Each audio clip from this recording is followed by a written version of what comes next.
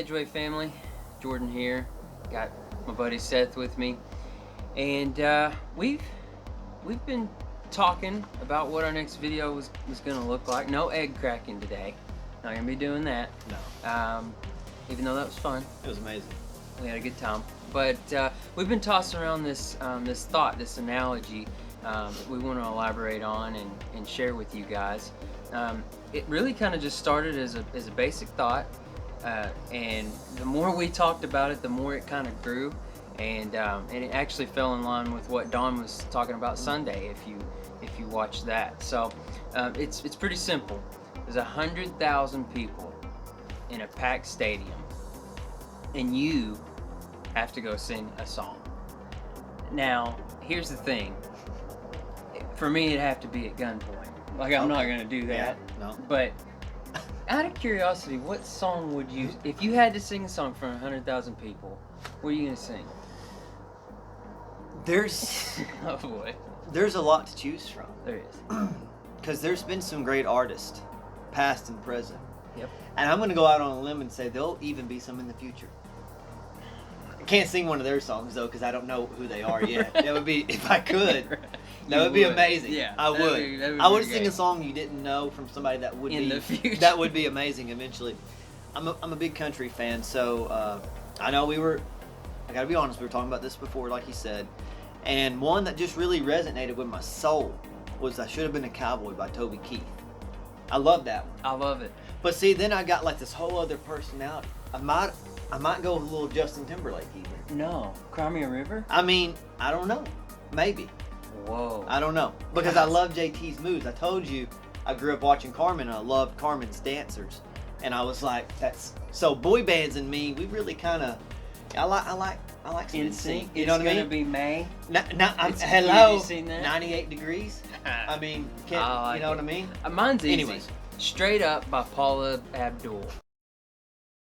That's It's in your what wheelhouse. It's my It's in your range. wheelhouse.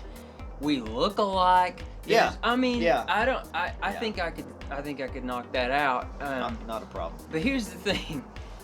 On a serious note, you had to get up there and sing a song, and you had to. It'd have to be something you were familiar with. It'd have to be something you knew the words to. Couldn't just be a sporadic, get up there, sing karaoke song that I don't know any of the words to. Right. So, where are we going with this? Well, if you have to sing a song in front of 100,000 people, there's a very strong chance a lot of people aren't going to know the song. There's an even better chance they're not going to know who wrote it. They're going to not know when it was written or anything about it for that matter, what date it was created on or published. And here's where we're headed. If that's the case, it's really the same for us as Christians. What song are we singing? Because if you do a good job, say you knock that performance out of the park, say you're Emily or Jason, Right, you jumped up there, Kay, you jump up there on stage in do front of it, yeah. 100,000, you kill it, and they're like, man, I liked that song, I'm gonna go look that up. Right. Well, it's the same for us as Christians. And today, in this world we live in, labels are extremely popular. There's a lot of research around bias and unconscious bias and labels and stereotypes. And Christian is a label. It's a label that gets put on you. What are you going to do with it? You know, what song are you singing for other people to hear and understand what's going on in your life that makes people say, hey, I want to get some of that. It's like Don said on Sunday, when they look at me, what are they thinking? You know, and he also said, I'm gonna be going where I'm looking, right? Yeah. And so as he talks about heaven, for us, it should be pretty easy to sing a great song when you think about it like that, Right. because we've got a lot to sing about. So, you know, as we go through this, and we were talking more about it, as you sing your song, is it going to be perfect? No. Is it going to be off key at times? If you're like me, absolutely. I'm not going to be able to sing a perfect song by any means. But we have to try. We have to, you know, and it's that's the thought provoking there. I Yeah. think is that what song are we singing for other folks to hear? And it's stuck in my mind like that because it resonates with most people. You know, we got a drummer over here, Seth, but you brought up a good point about music and how it connects with people. But it was a strong analogy for us to use in this case. Yeah. I do. I love music. I've always loved music ever since a small child. I've always loved the drums. I don't know why. I just always have. And I don't know. I just always loved them. But music is really powerful, and that's what we were just speaking about beforehand. Music is. I was reading something earlier today, and they were talking about how musicians have this ability to almost be therapeutic and medical all at the same time without having a degree in either one of those. So it's kind of like they're a doctor and a therapist all wrapped up into one, because like you can turn on your favorite tracks, man, when you're in a certain mood, or maybe, as the kids say today, a certain, when you're vibing, right? Yeah, I mean, what do you think about that? When you got a certain vibe, Parents, use that with your kids. They'll probably deny that they even use that word, but when you find yourself maybe in a certain headspace, or you're going through a certain time, you may have something that you go to, that you turn on, or like what we were speaking about earlier, man. Like I can turn on a song and it'll immediately take me to a certain place, a certain age, a certain time of my life, maybe a certain group of people that I was around.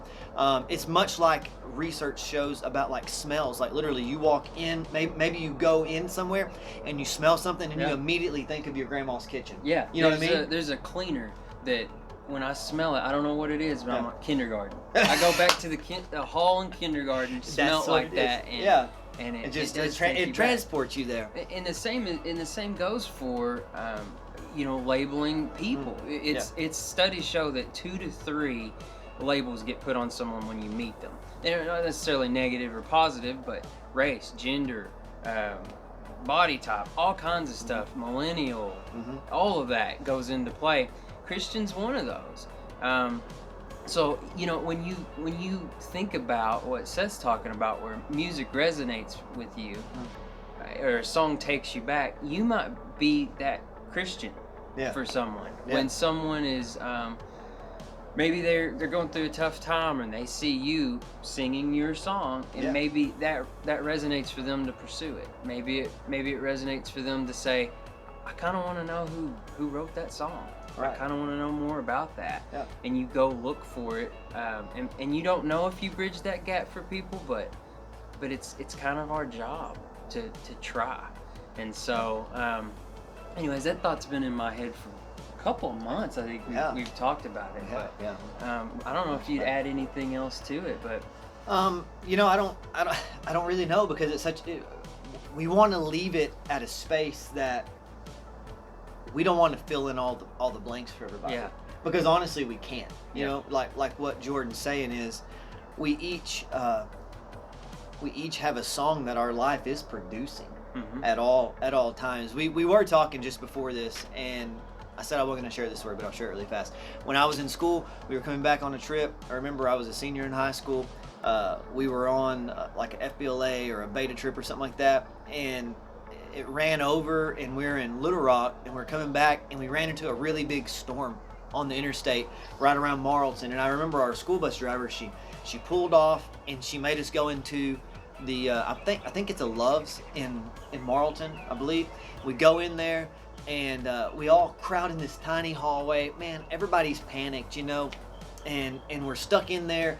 Power goes out. It's very dramatic. It's very dramatic. All I remember is all of a sudden, like literally everybody that was on that school bus, they all look at me and they're like, we need somebody to pray. Can you please pray for us? And I was like, why me? At that moment, I was like, ugh, why would you think I would want to pray for y'all?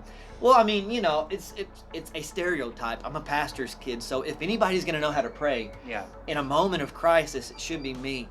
But, I told Jordan later, as life has gone on, and as I have, as we all move from high school into adulthood, and you lose contact with people, not even Yeah.